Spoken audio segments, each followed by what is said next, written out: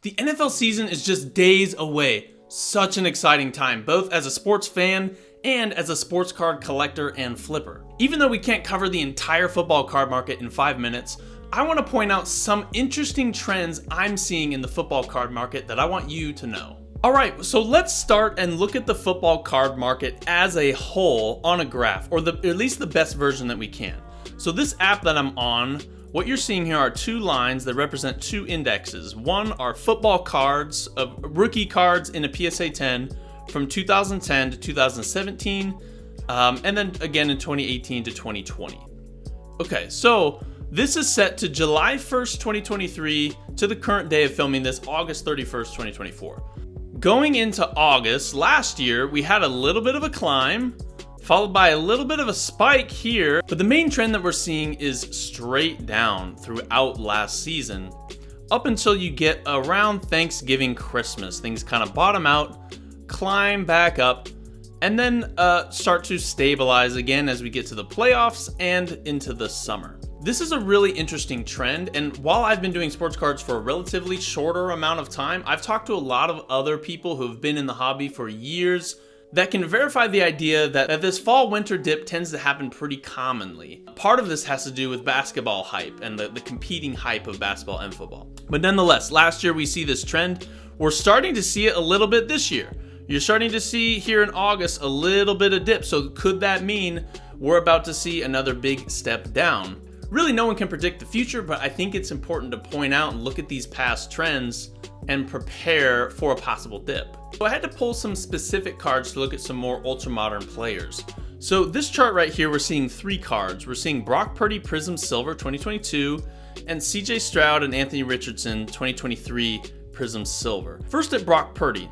So last year, we're starting this chart in April of 2023, and you can kind of see throughout the off season and the summer, his prices remained relatively stable. Watch what happens once we start hitting the football field. September 3rd, boom, September 10th, September 17th, week by week by week, we're seeing this absolute climb.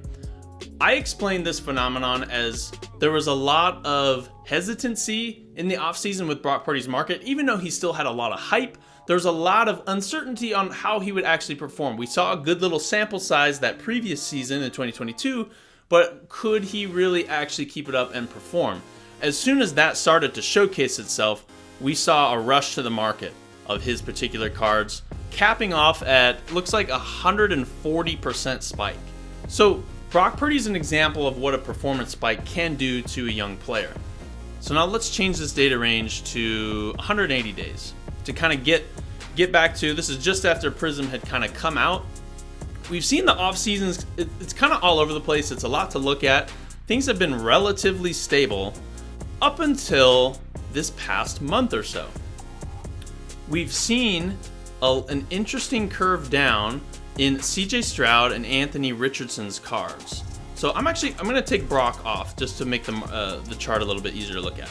So you can see, yeah, the blue and the yellow of Anthony Richardson and CJ Stroud. Look at this drop.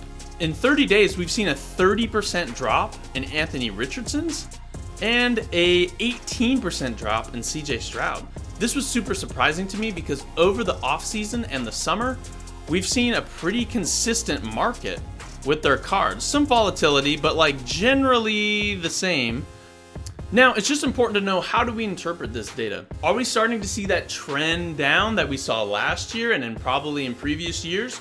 I would love to hear your thoughts as to why this is. I think there's a lot of factors with Topps coming back to the market with more football cards. I think that could have an influence. So let's go back to dollar value. Obviously, you can see CJ Stroud a much higher value. Right now, an average of, or the last sale, $813 on this card, $335. Now let's imagine a performance spike happens for one of these two guys. What can we expect to happen to their market? CJ Stroud, I believe, was a little bit more proven this past year, and we've seen a stronger hold in his market over the offseason and the summer, despite a little bit of a dip here. Anthony Richardson, there's a lot more uncertainty. So I think if Richardson performs well, I believe we'll see a lot more of a spike like we did with Brock Purdy. With CJ Stroud, I don't know for sure if that'll happen quite to the same degree. It kind of reminds me of Luka's playoff performance, where Luka had a great playoff performance, had a finals run, but we really only saw a 20% increase in his prices because his prices were already really high. That's personally my opinion with Stroud. That doesn't necessarily mean it's a bad time to buy in. With things cooling off 18% and the season not starting yet, it might be a good time to snag a few Stroud cards before the season starts. But I would take a closer look at Anthony Richardson. Well, I know talking only about 2 or 3 players hardly counts as an entire football card market, but I think there's a lot of principles we can look at from these particular players. Obviously, there are so many different football cards to buy. Every particular player has a different market with different things happening. So it's really hard to summarize it for that reason, but hopefully this was helpful. I'd love to hear in the comments, what are some of the things you're seeing? And be sure to subscribe for more content like this. Catch you next time.